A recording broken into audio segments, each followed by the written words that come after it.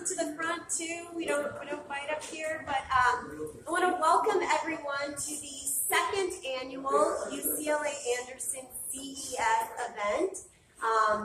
It's made possible by a lot of different groups of people that are here today, and I want to especially thank, we have one of our alumni groups, we actually have a member on the panel from the company, but Elevare is part of the sponsoring of this event to make this and the happy hour possible, so thank you so much to Elevare for doing that. As along with the Meme Center, the Executive MBA Admissions and FEMBA Admissions putting on this event. So this is what's really cool about this event, and where kind of the brainchild of it is that we've got prospective students at this event, we have current students at this event, and we've got alumni at this event. So it's a really cool opportunity for everyone to probably meet some people that they didn't already know and maybe don't see in their local chapters all the time. So for those that are prospective students, or you're a guest here and you're maybe considering an MBA, please come talk to Christy, who's at check-in, and myself, Shannon. We'll get the happy hour afterwards too. And even if you're a current student alumni and you think that you might know people who could be good for one of our MBA programs, we're always here for you. We're happy to come speak to your company and things like that. So we appreciate all your support of Anderson and continuing to get great people into the program and into the network. So I'm going to turn it over to Jay Tucker, who's our Executive Director of the Meme Center. Hopefully some of you probably know him, seen him at events. Famous kind of guy on campus. And he's also a graduate of the full-time program. If you want to know about the panelists that we're going to be, they'll be speaking today, there's at each of your tables, there's kind of some bio information there as well. But all MBA graduates from our various programs. So thank you all for being here as well. And I'll turn it over to Jay, and then we'll head over afterwards to happy hour. Thank you, Shannon. Yeah. So, as Shannon said, this is the second time that we're doing this. I'm super excited about it because it's a great chance for us to have our little mini Old Home Week, right? Folks get to come back, reconnect, and hopefully if we continue to do this year after year, Anderson alums and other folks in the larger Anderson community are going to know that there's a place where we got to hang out a shingle and people can get together, right? Equally importantly, it's a chance for you to learn from your peers in a very non-threatening, kind of off-the-record type setting. Which is always the best way, right? So a few ground rules before we get started. First, as you see, there's no amplification. So if you're having a hard time hearing me right now, I suggest that you just move closer. There are open seats here, and over here in the corner, and on this side too, with no obstructed views. So if it's not seeming like we're talking loud enough, you're going to have to use your feet to turn up the volume.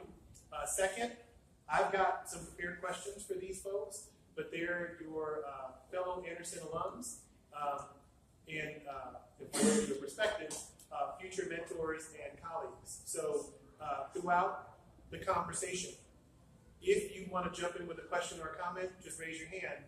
I'd love for this to be more like an ongoing conversation than just kind of a static, back and forth panel type situation. And third, as Shannon mentioned, and you should all have, I guess, drink tickets by now. We're going to do a happy hour to follow this. My plan is to stop our kind of formal conversation well in advance of that. But if the Q&A goes all the way up until the time we're supposed to walk over to the still, that's totally fine too, right? So with that, what we're going to do is we're going to start on my right to your left, and we're going to have each panelists introduce themselves, starting with Alvaro. Oh, no? Okay. Good afternoon, everybody. My name is Alvaro Yanez. As you guys mentioned, I'm actually a current student at UCLA. I got 6 months left, so I feel the home stretch coming. I'm here because I am a program advisor to IGPS. It's a communications and safety advice for children. So we have parents to track their children while giving them the independence that they need. Without the intrusiveness of a cellular device. We're currently into our first year, and we're actually doing a lot of things right now to grow and scale. The current issue we have is we actually don't have enough inventory to sell, which is a good and bad problem to have. So I'll be here to give you guys a perspective as far as coming into a company at a very early stage, the reasons why, and we're So before we move on, just come on, preview, just say it, right? So what was the opportunity that you saw that got you involved?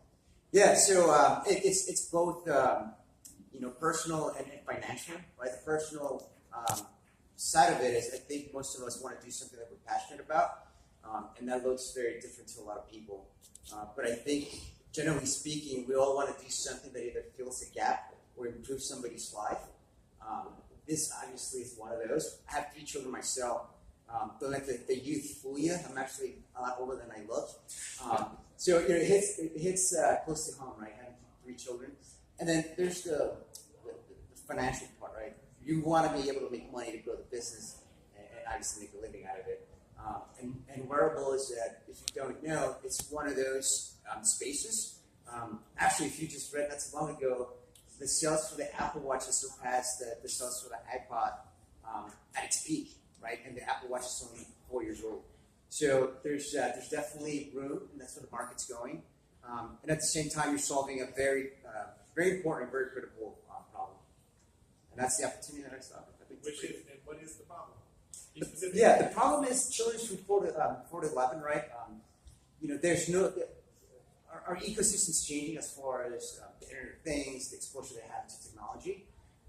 But somebody say 4 to 11, most parents won't give them a phone. Or if they do, the solution for tracking or the solution for knowing their well-being is a cell phone. The thing with a cell phone is you're replacing one risk by another, right? Sure, the cell phone's a less risk, but now you're looking at things into like hacking, them being in websites that they're not supposed to. And what the watch does is exactly, mitigate the problem without exposing them to another risk. There's no info stored on the actual hardware itself. So if the device becomes lost, it could be anybody's because there's no personal information, there's no data. And from the children's perspective, right, it's just the watch. They're not going to go on the internet. So it's really solving 2 problems at once, and that's what we're solving. All right. Quick question. So my kids are 22 and 24. Can I get those? Sure. Yeah. We don't discriminate. Yeah. They might be extras. Yeah. Sure. So my name is Samane. I am the co-founder and chief product officer of Starbutter AI. We're co-founded Starbutter about 1.5 years ago with a couple other Anderson alums. We build virtual voice assistants that help people choose financial products like insurance, loans, credit cards. We're the #1 for voice and financial product space right now. And we jumped into this to solve the big problem we were seeing that intersected our backgrounds, and that is that picking a financial product is a nightmare, and it's really difficult. The internet is a mess. If you want to do something as simple as pick car insurance, you spent an hour and a half of your Saturday afternoon, 14 tabs later, all you have is walls of text and long articles and suffocating long quote forms before they tell you anything, asking for all sorts of information. And, it's everybody's dealing with this mess. If you are the head of acquisition for a financial company, you're competing with everybody else. It's difficult. If you're a consumer, you're frustrated, you're overwhelmed.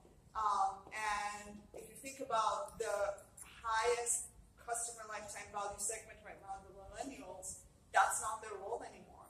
They're on Venmo, they're in Uber, in Snapchat, DoorDash. I mean, these are interactive, fast, quick platforms that they're used to. And here is the financial space doing the same thing for the last 20 years. It's just not going to work for this crowd.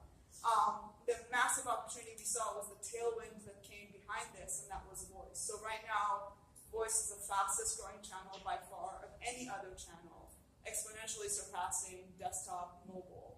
And Google just reported that they are Assistant is on 1 billion devices globally.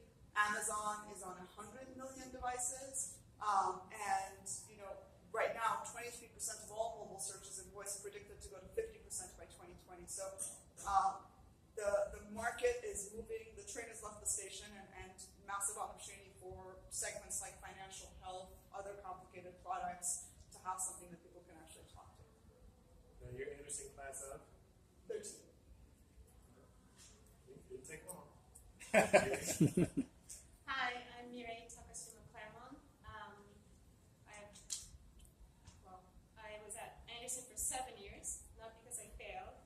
I actually stayed for 2 degrees, so I got my MBA in 2011 and decided to stay on for the PhD, so I graduated in 2016. I'm part of Elevator Global Advisors, which is a sponsor. So what we do is we focus on cross-border market entry between North America and Asia. So the problem that we see is, as you can see in the news, Dolce & Gabbana screwing up their campaign in China. And you still see, or Mercedes-Benz did an advertising talking about the Dalai Lama in China. So still, today, even big companies with big resources are making these mistakes. And so even with a lot of resources, a lot of companies have challenges going into different markets. So that's what we help with. And we're a group of 10 professionals. 9 of us are Anderson. So that should Right. That Speak speaks to- to the quality. speak to the power of the brand. And we also have some full-time. We have global executive MBAs, and a PhD. So we're also a very good mix of different programs. And I think that gives us this diversity. And I really enjoyed, meeting my colleagues who I would have never really known without like these Anderson events. So I met them at a happy hour, actually. So, see, happy hours are important. So my background is in marketing. So my PhD was in consumer behavior. I focus on cross-cultural differences in what drives consumer choice, brand loyalty, specifically between Asia and the West. And so can you talk just a little bit before we move on? Many people who pursue PhDs are really primarily interested in working in the academy, right? Doing research, publishing in journals, stuff like that. It seems like you had a plan to kind of commercialize your credentials. What was your thought process there? So when I first joined the PhD, I wasn't planning on joining the PhD. I just kind of fell into it. Wait, time out. How does one fall into a PhD? Amy Jolie. Nice. Good answer. So I took a concerned behavior class with Amy, and she encouraged me to take one of her doctoral level classes on behavioral design.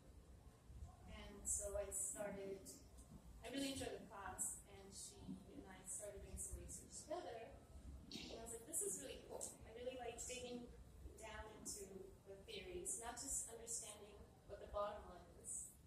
And so after the PhD, I always wanted to use my knowledge to bridge the gap between, you were talking about bridging the gap, but bridging the gap between academia and the business world, as well as East and West. So that was my motivation. Awesome. Hi, I'm Rohan Castellino, VP of Marketing for IRIS TV. IRIS TV is a